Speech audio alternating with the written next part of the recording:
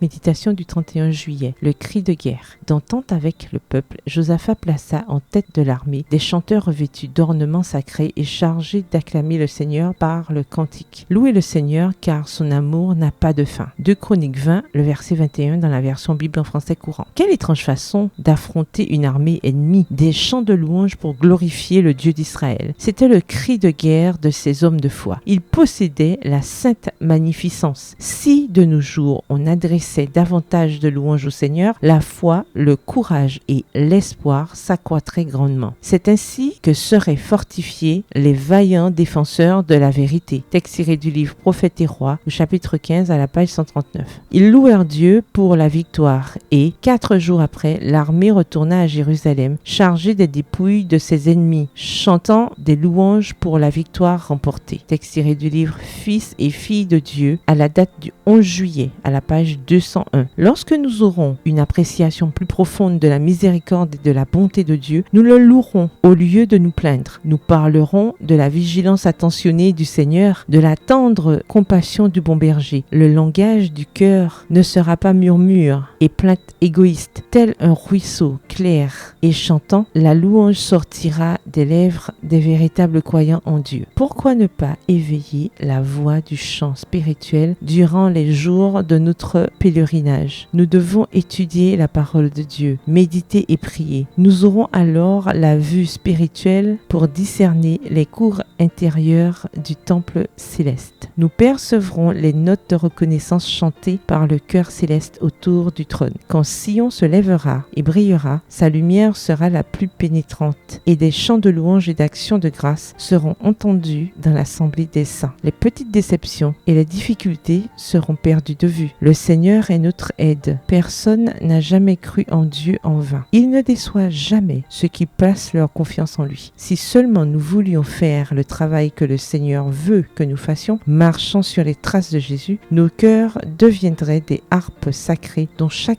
accord résonnerait de louange et d'action de grâce à celui qui a été envoyé par Dieu pour enlever le péché du monde. Texte tiré toujours du livre Fils et filles de Dieu à la date du 10 juillet à la page 200. Bonne soirée, que l'Éternel vous bénisse.